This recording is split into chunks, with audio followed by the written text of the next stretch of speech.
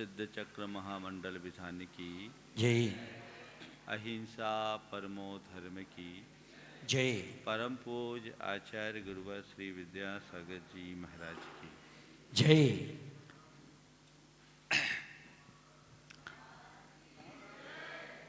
आज के ये क्षण बड़े सौभाग्यशाली क्षण है। सिद्धों की आराधना का ये शुभ अवसर जीवन का एक दुर्लभ अवसर माना जाता है। ऐसे अवसर का हम सब लाभ उठाएं, ये हमारे जीवन के लिए बहुत ही उपलब्धिपूर्ण है।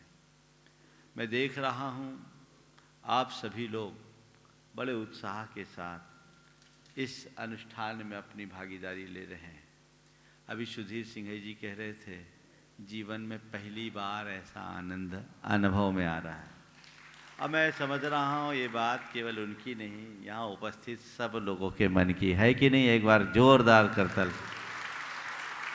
वस्तुतः भगवान की भक्ति में अद्भुत शक्ति होती है। एक बात सदैव ध्यान रखना, कर्म काटने के लिए जिनेंद्र भक्ति से सरल और कोई दूसरा उपाय नहीं।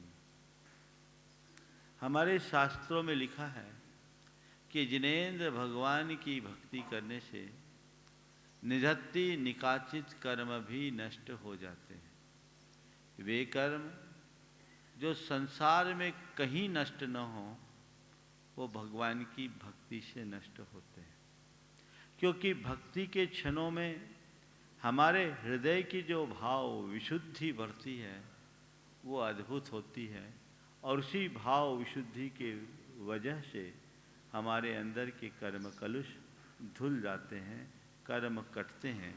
ये एक बहुत अच्छा मौका है और इसीलिए आप लोग रोज बोलते भी हैं, यह भाव समुद्र अपार तारन के निमित्त सुविधि ठई, अति दृढ़ परम पावन यथारथ भक्तिवर नौका से।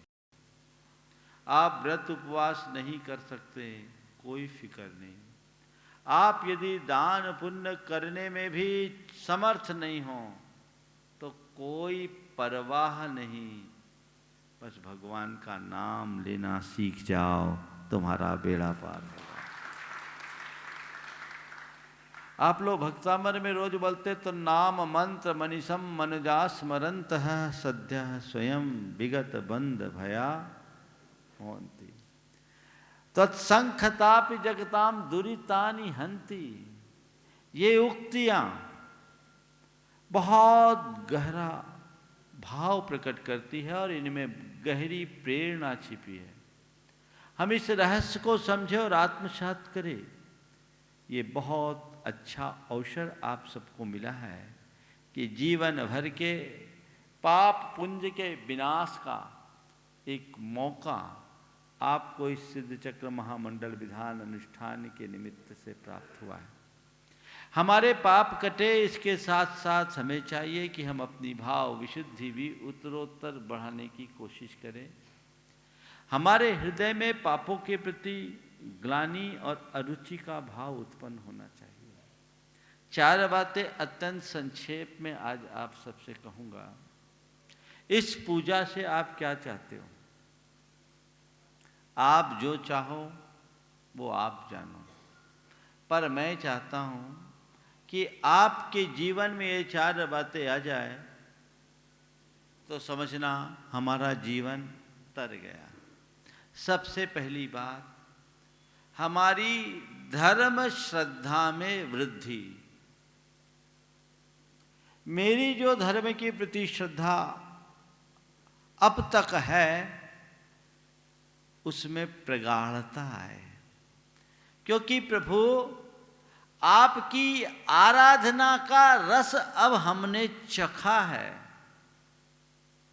वो मेरे अंदर प्रगाढ़ होनी चाहिए। कल तक मेरी जैसी धर्म श्रद्धा थी, आज उसमें वृद्धि होनी चाहिए। ये इसका प्रत्यक्ष फल है। तुमने कितना पुण्य बांधा, कितना पाप काटा, ये तो परोक्ष।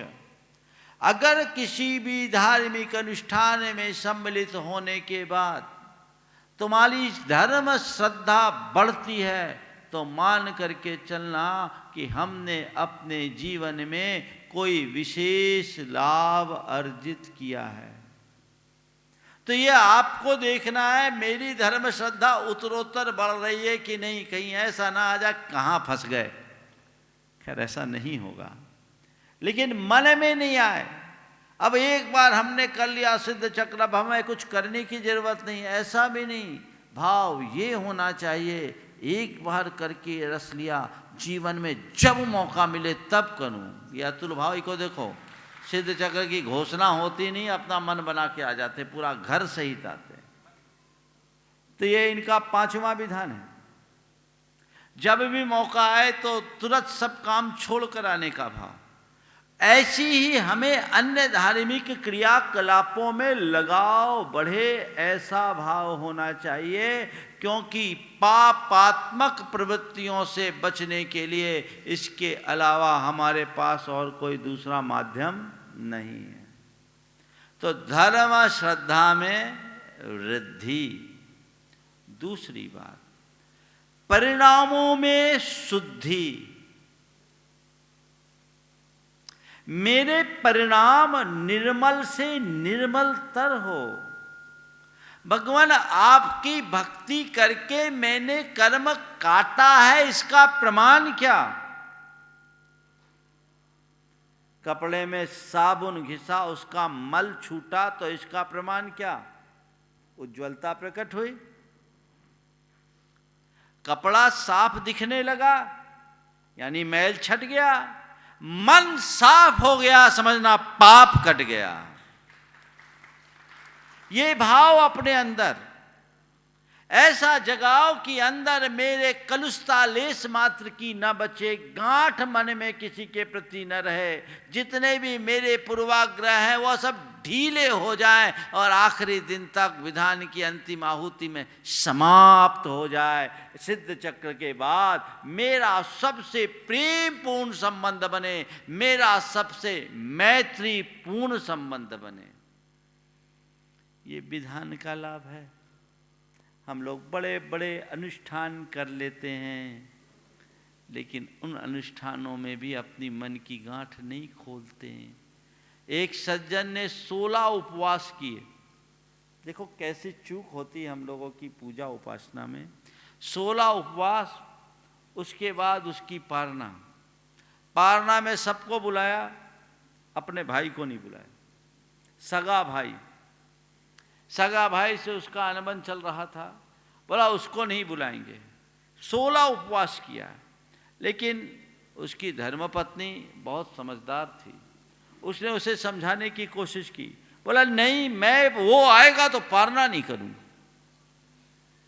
अब बताओ, 16 उपवास कर दिए, निर्जल उपवास लगातार 16 दिन तक, वो आएगा तो पारना नहीं करूंगा। अब क्या हुआ? धर्मपत्नी चाहती थी कि इनका ये उपवास लंघन न बनकर उपवास बने। वो स्वाध्यायशील थी। उसने मुझे आके कहा, महाराज ऐसा ऐसा मामला है, अब आप ही इसे संभाल सकते हैं। जब वो मेरे पास आया आशीर्वाद लेने के लिए, मैंने अकेले में उसको समझाया कि भैया कुछ भी बात हो, किसी के प्रति भी कुछ हो, तो 16 दिन तक भोजन पानी छोड़ सकता है, तो सामने वाले की एक कटु बात को नहीं छोड़ सकता।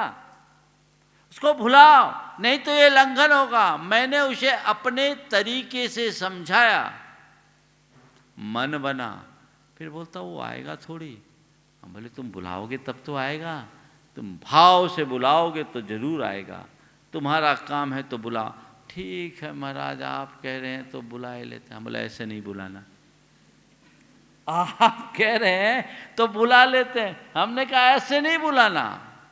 नहीं, अपने मन की एक गांठ खोलो। इस उपवास के सारे पुण्य को तुम अपनी इस गांठ के कारण नष्ट कर रहे हो। मन की गांठ खोद दो। ध्यान रखना, बाकी सब चीजें यहीं धरी रह जाएगी, तुम्हारे मन की गांठ न जाने कितने भवों तक तुम्हें सताएगी। खोलो इसको। फिर मैंने उसे और संबोधा, उसके मन में थोड़ा हल्कापन आया, चरणों में शीश रखा, आंखों से आंसू आई। महाराज, आपने मेरी कसाई समाप्त कर दी, मैं आपसे क्षमा मांगता हूँ, बुलवाता हूँ। मेरे सामने से उसको फ़ोन लगवाया, खुद बात किया, और जब बात किया तो सामने वाले भाई का इतना सकारात्मक, ऐसी सकारात्मक प्रतिक्रिया आई कि वो कल्पना भी नहीं कर सकता था। बोला, भैया मैं खुद चाहता था कि मैं इस कार्यक्रम में सम्मिलित हूँ, मैं आऊँ, बस आपकी ही प्रतीक्षा थी, आपने बुलाया है, मैं ज़रूर आऊँगा। और दोनों जो गले मिलकर आनंद की अनुभूति किए, उसे शब्दों में नहीं कहा जा सकता। 10 साल के बाद दोनों भाइयों की आपस में वार्ता हुई, वो आनंद। मैं आप सबसे कहता हूं, जितने लोग सिद्ध चक्र विधान यहां कर रहे हैं और घरों में कर रहे हैं, गांठ खोल दें। हम सिद्धों की इतने विशुद्ध गुणों की आराधना कर रहे हैं, मन में ये बातें बांधेंगे तो हमारे अंदर कुछ भी नहीं होगा। तो हम पहली बात अपनी श्रद्धा में वृद्धि रखें। दूसरी बात, अपने मन की शुद्धि करें। ये शुद्धि होगी तो सब चीज़ें, परिणामों की शुद्धि, मन में कोई कलुषता ना हो, कोई गांठ ना आने दें। और नंबर 3, शक्ति अनुसार अपनी दुष्प्रवृत्तियों को त्यागें। जो भी मेरी बुरी आदतें हैं, जो मेरी बुरी प्रवृत्तियां हैं, जो मेरे धर्माचार्य के विरुद्ध हैं, मेरे जीवन व्यवहार के अनुकूल नहीं है, हर व्यक्ति अपने अंतर मन से इन बातों को जानता है, उसको त्यागे। ये प्रतिज्ञा पूर्वक त्यागे, संकल्प पूर्वक त्यागे कि मैं इसकी अंतिम आहुति दे करके यहाँ से उठूंगा। उनका परित्याग करे और मन में अहोभाव की वृद्धि करे। प्रसन्नता, हर पल प्रसन्नता, सकारात्मकता को बढ़ाने का प्रयास करे, अपनी नकारात्मकता को समाप्त कर दे। आपकी पूजा सार्थक हो जाएगी। और ये चारों बातें हमारी धर्म आराधना का प्रत्यक्ष फल है। पुण्य पाने के लिए पूजा तो तुमने खूब किया, जीवन को पुण्य बनाने के लिए एक बार कर लो, जीवन निहाल हो जाएगा। इससे जीवन ही पुण्यमय बन जाएगा। आप लोगों को ऐसा ही मनोभाव रखना है। समय हो गया, आज तो फिर भी समय मिल गया, कल शायद ये भी समय नहीं मिलेगा, बीच में मिलेगा तो देखेंगे। हमें समय पर चलना है, समय पर पहुंचना है। एक एक अर्घ में आपका उत्साह और बढ़े और बढ़े। पूरे मनोयोग के साथ, भावनाओं से भरकर आप इस अनुष्ठान में सहभागी बनेंगे। निबानी को विराम देकर